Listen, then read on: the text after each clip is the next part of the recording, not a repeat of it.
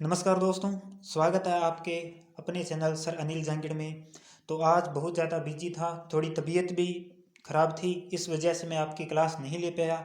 लेकिन जैसे मैं थोड़ा सा फ्री हुआ हूँ और कुछ तबीयत ठीक हुई है तो आपके लिए मैं क्लास लेकर हाजिर हूँ। देखिए, हमने जो टॉपिक चला रखे हैं माइक्रो इकोनॉमिक्स के जो टॉपिक है वो चल रहे हैं। लगभग जो है माइक्रो है जो ख़त्म होने वाली है और इसके बाद मैक्रो चलेगी। अब मैंने ये सिस्टम बनाया है कि जो जो टॉपिक हो गए उनके मैं क्वेश्चन आपको करवा देता हूँ। जितने भी उनके क्वेश्चन बनते हैं 50 या 60 जितने भी है जो मैं आपके सामने क्वेश्चन लेके आ रहा हूँ। तो आज की इस क्लास में जो हमने लागत और आगम का जो टॉपिक पढ़ा था उससे संबंधित क्वेश्चन करेंगे। और ये आज की क्लास में हम 20 या 25 क्वेश्चन करेंगे, फिर नेक्स्ट जितने बाकी रह जाएंगे वो नेक्स्ट क्लास में करेंगे। तो चलिए शुरू करते हैं। Question number 1। देखिए, निम्नलिखित में कौन सा समीकरण सही है, हमें बताना है कौन सा समीकरण इनमें से सही है। तो देखिए, पहला ए नंबर ऑप्शन है मौद्रिक लागत बराबर स्पष्ट लागत, तो ये गलत है, ये बिल्कुल ऑप्शन नहीं आएगा। और इसके बाद में असामान्य लाभ बराबर मौद्रिक लागत माइनस स्पष्ट लागतें प्लस अस्पष्ट लागतें, तो ये ऑप्शन भी इसके अंदर नहीं आएगा। इसका जो करेक्ट आंसर है ये सी होगा, जो जिसमें मौद्रिक लागत बराबर होती है स्पष्ट लागत प्लस अस्पष्ट लागत प्लस सामान्य लाभ, वो मौद्रिक लागत होती है। इनमें मैं ज़्यादा डीपली नहीं समझाऊंगा क्योंकि इन पे मैं जब क्लासेस बनाई थी तो उसमें मैंने अच्छे से इनको समझा दिया है। क्वेश्चन नंबर 2, विशिष्ट साधनों की अवसर लागत क्या है। देखिए, विशिष्ट साधनों की जो अवसर लागत है वो शून्य होती है। कैसी होती है? शून्य होती है। क्वेश्चन नंबर 3, उत्पादन शून्य होने पर अल्पकाल में स्थिर लागत कैसी होगी। तो देखिए, अगर उत्पादन शून्य होगा तो जो स्थिर लागत है वो धनात्मक होती है, अल्पकाल में धनात्मक होती है, तो इसका हो जाएगा बी नंबर ऑप्शन। इसके बाद में क्वेश्चन नंबर 4, स्थिर लागतों का उत्पादन की मात्रा से कैसा संबंध होता है। देखिए, स्थिर लागतों का उत्पादन की मात्रा से कोई संबंध नहीं होता है। स्थिर लागतों का उत्पादन की मात्रा से कोई संबंध नहीं होता है। नेक्स्ट क्वेश्चन नंबर 5, परिवर्तनशील लागतें उत्पादन की मात्रा के साथ कम अथवा अधिक हो सकती है, तो इसका ऑप्शन नंबर ए आ जाएगा, जो परिवर्तनशील लागतें उत्पादन की मात्रा के साथ कम या अधिक हो सकती हैं। इसके बाद में हम बात करते हैं नेक्स्ट क्वेश्चन नंबर 6, दीर्घकालीन औसत लागत वक्र। देखिए, दीर्घकालीन औसत लागत वक्र जो है वो फर्म का नियोजन वक्र भी इसे कहा जाता है, ये भी बात सही है। यू आकार का होता है, ये भी बात सही है। सभी अल्पकालीन औसत लागत वक्र को सदैव इसके न्यूनतम बिंदु पर स्पर्श नहीं करेगा, हाँ, ये भी बात इसकी बिल्कुल सही है। तो इसका ऑप्शन हो जाएगा उपयुक्त सभी डी, इसका ऑप्शन हो जाएगा डी नंबर, जो दीर्घकालीन औसत लागत वक्र होता है वो।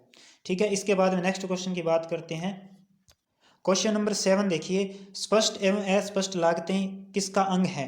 देखिए, जो स्पष्ट और अस्पष्ट लागतें हैं ये मौद्रिक लागत का अंग है। किसका अंग है? ये मौद्रिक लागत का एक भाग है, हिस्सा है।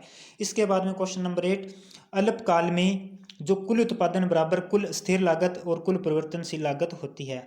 ठीक है, तो कुल लागत का ये ध्यान रखना, कुल स्थिर लागत प्लस कुल परिवर्तनशील लागत, तो इसका ऑप्शन नंबर ए हो जाएगा। इसके बाद में नेक्स्ट क्वेश्चन देखिए, क्वेश्चन नंबर 9 है, आयताकार अतिप्रवल्य का संबंध है। आयताकार अतिप्रवल्य का संबंध है, तो ये जो आयताकार अतिप्रवल्य जो आकृति है मैंने आपको बताया था, ये होती है औसत स्थिर लागत जो होता है, जिसकी ऐसी आकृति होती है AFC वक्र, तो इसकी आयताकार अतिप्रवल्य आकृति का ये होता है, तो इसका हो जाएगा AFC हो जाएगा।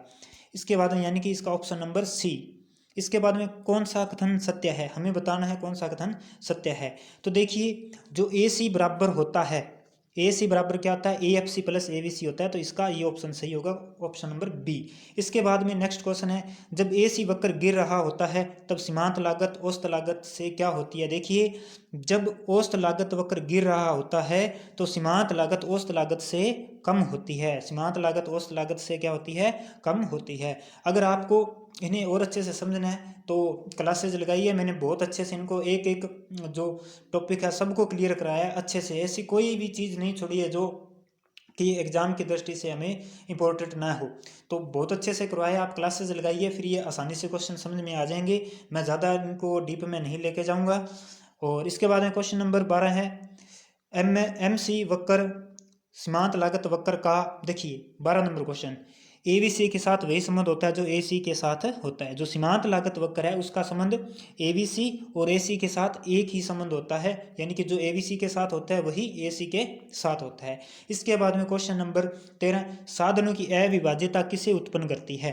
देखिए साधनों की अविभाज्यता आंतरिक बचतें उत्पन्न करती हैं। क्या उत्पन्न करती है? आंतरिक बचतें। इसके बाद में क्वेश्चन नंबर 14, साधनों की अविभाज्यता का विचार प्रस्तुत किसने किया था। सर्वप्रथम किसने प्रस्तुत किया था?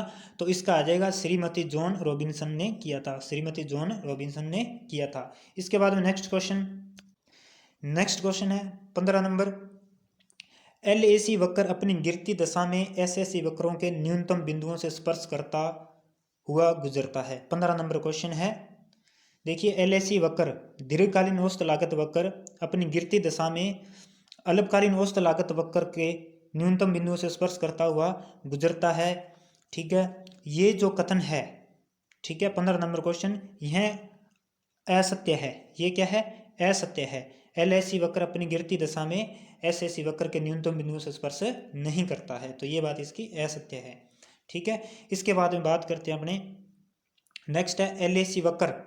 देखिए 60 नंबर क्वेश्चन, एलएसी वक्र गिरता है जब एलएमसी वक्र भी गिरता है। नहीं जी, ऐसा नहीं है।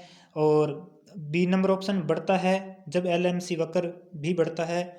और इसके बाद में सी नंबर ऑप्शन, एलएसी वक्र गिरता है जब एलएमसी कम है एलएसी से, तथा बढ़ता है जब एलएमसी अधिक है एलएसी से। तो ये जो 16 नंबर है, क्वेश्चन नंबर 16, इसका सी नंबर आंसर करेक्ट होगा। तो आप इनकी जो है वक्र वगैरह देखिए। मेरे को इतना टाइम नहीं है कि मैं सारे को पूरा विस्तार से समझा पाऊँ इनको, क्योंकि वही हो जाएगी भी एक पूरी क्लास लेना मतलब इसका। ठीक है, तो मैं ज़्यादा डीप नहीं करवा रहा, सिर्फ क्वेश्चन करवा रहा हूँ और उनके आंसर करवा रहा हूँ। अगर आपको अच्छे से समझना है तो जाइए आप क्लास देखिए, फिर आपको अच्छे से समझ में आ जाएगा। क्वेश्चन नंबर 17, कौन सा कथन सत्य है? कौन सा कथन सत्य है? यहाँ पे हमें आगम के बारे में बताना है। पिछली क्लास में हम पढ़ के हटे हैं आगम के बारे में। वो जो पिछली क्लास थी हमारी वो आगम के बारे में थी। तो 17 नंबर क्वेश्चन देखिए, कुल आगम जो होता है हम कैसे ज्ञात करते हैं? बिक्री की इकाइयाँ इंटू औसत आगम, इनमें से ऐसे ज्ञात कर सकते हैं हम। ठीक है, कुल आगम ज्ञात करना है तो, नहीं तो बिक्री की मात्रा का कीमत के साथ गुणा करके भी हम कुल आगम ज्ञात करते हैं। तो इसमें जो क्वेश्चन हो जाएगा बिक्री की इकाइयाँ इंटू औसत आगम, बी नंबर ऑप्शन इसका हो जाएगा। इसके बाद में नेक्स्ट है क्वेश्चन नंबर 18, वस्तु की प्रति इकाई कीमत को प्रदर्शित किया जाता है। वस्तु की प्रति इकाई कीमत को प्रदर्शित किया जाता है। 18 नंबर देखिए, औसत आगम वक्र द्वारा। किसके द्वारा व्यक्त किया जाता है? औसत आगम वक्र के द्वारा। अब बताना है कौन सा कथन सत्य है। कौन सा कथन सत्य है? एम आर बराबर कुल आय में वृद्धि बटे वस्तु मात्रा में वृद्धि, बिल्कुल सही। तो इसका ऑप्शन नंबर यही हो जाएगा। इसके बाद में क्वेश्चन नंबर 20, पूर्ण प्रतियोगिता में।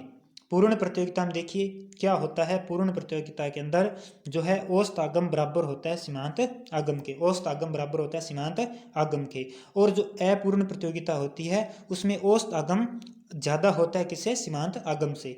तो 20 नंबर का ए ऑप्शन हो जाएगा, 21 का बी ऑप्शन हो जाएगा। इसके बाद नेक्स्ट क्वेश्चन है श्रीमती जॉन रॉबिन्सन के अनुसार। ये मोस्ट इंपॉर्टेंट क्वेश्चन देखिए, श्रीमती जॉन रॉबिन्सन के अनुसार, ये भी मैंने आपको बताया था क्लास के अंदर।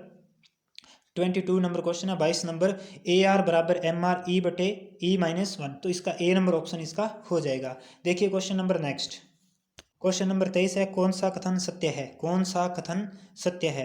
लोच यहाँ पे बतानी है हमें, कौन सा कथन सत्य है कि लोच हम कैसे ज्ञात कर सकते हैं। तो देखिए औसत आगम बटे औसत आगम, यानी कि ए आर बटा में A R minus M R, तो ये हम पढ़ के आए थे। तो ए नंबर ऑप्शन इसका करेक्ट हो जाएगा। इसके बाद में 24 नंबर क्वेश्चन, अल्पकालीन कुल लागत कभी कम नहीं हो सकती दीर्घकालीन कुल लागत से। यह कथन देखिए, ये कथन सदैव सत्य है। ये बात बिल्कुल सत्य है। अल्पकालीन कुल लागत कभी भी कम नहीं हो सकती किससे? दीर्घकालीन कुल लागत से। और देखिए नेक्स्ट क्वेश्चन, अगला क्वेश्चन है हमारा, सामान्य लाभ की दशा में। देखिए जब सामान्य लाभ प्राप्त होता है, एक फर्म को जब सामान्य लाभ प्राप्त होता है तो जो औसत आगम है वो औसत लागत के क्या होती है? बराबर होती है। ए नंबर ऑप्शन। इसके बाद में किसी वस्तु की पूर्ति जब वस्तु की कीमत दी हुई हो तो। देखिए 26 नंबर क्वेश्चन, किसी वस्तु की पूर्ति जब वस्तु की कीमत दी हो तो उस वस्तु की उत्पादन लागत पर निर्भर करती है। तो ए नंबर ऑप्शन हो जाएगा। ठीक है, उस वस्तु की पूर्ति है जो उस वस्तु की उत्पादन लागत पर निर्भर करती है। इसके बाद में नेक्स्ट, किन्हीं दो वस्तुओं की मौद्रिक लागत समान होने पर उनकी वास्तविक लागत भी कैसी होती है? उनकी वास्तविक लागत में अंतर हो सकता है, वास्तविक लागत उसकी समान नहीं होती है। तो इसका ऑप्शन नंबर आ जाएगा बी नंबर। इसके बाद में नेक्स्ट, उत्पादनकर्ता के स्वयं के साधनों का मूल्य, उत्पादनकर्ता के स्वयं के साधनों का मूल्य अस्पष्ट लागतें कहलाता है। क्या कहलाता है? अस्पष्ट लागतें कहलाता है, जिसे मैंने अच्छे से क्लियर करवाया क्लासेज में। अगर नहीं देखी है तो प्लीज़ बार बार ये रिक्वेस्ट कर रहा हूँ कि आप जाइए और उन क्लासेस को देखिए। इसके बाद बात करते हैं स्पष्ट लागतें वे लागतें हैं जिनको, स्पष्ट लागतें वे लागतें हैं जिनको उत्पादन करता है अन्य उत्पादन के साधनों के बदले में स्वामियों को देता है, वो स्पष्ट लागतें होती है। इसके बाद में क्वेश्चन नंबर 30, क्वेश्चन नंबर 30 है, यदि फर्म को सामान्य लाभ प्राप्त नहीं होता तो, यदि फर्म को सामान्य लाभ प्राप्त नहीं होता तो वह दीर्घकाल तक उद्योग में नहीं बनी रहेगी, क्योंकि उसे हानि होने लग जाएगी, जो कि उसके लिए बहुत ही घाटे का सौदा होगा। तो ये थे आज के 30 क्वेश्चन। बाकी के नेक्स्ट जितने क्वेश्चन रहते हैं इसके, ठीक है, तो वो मैं नेक्स्ट वीडियो में लेके आऊँगा। अगर चैनल आपने सब्सक्राइब नहीं किया तो चैनल सब्सक्राइब कर लीजिए और बेल आइकन को दबा लीजिए जब भी मेरी कोई वीडियो होगी, ताकि आपको उसका नोटिफिकेशन मिले और आप जो है अपनी तैयारी निरंतर जारी रख सकें। और एक बात से आप बिल्कुल चिंता ना कीजिए, आप बार बार यही कमेंट करते हो क्या पूरा कोर्स करवाओगे क्या? तो मैं आपको बता दूं, आपको यहाँ पर जितने भी आपके टॉपिक हैं इकोनॉमिक्स के, सारे टॉपिक आपको करवाए जाएंगे। आप प्लीज़ चैनल के साथ जुड़े रहें, चैनल को ज़्यादा से ज़्यादा शेयर कीजिए। और क्लासेस की PDF है वो अपने में मैं टेलीग्राम चैनल पर दे रहा हूँ, तो आप टेलीग्राम चैनल मेरा ज्वाइन कीजिए, जिसका लिंक डिस्क्रिप्शन में दिया है। तो आज के लिए इतने ही, मिलते हैं अगली क्लास में। Thank you.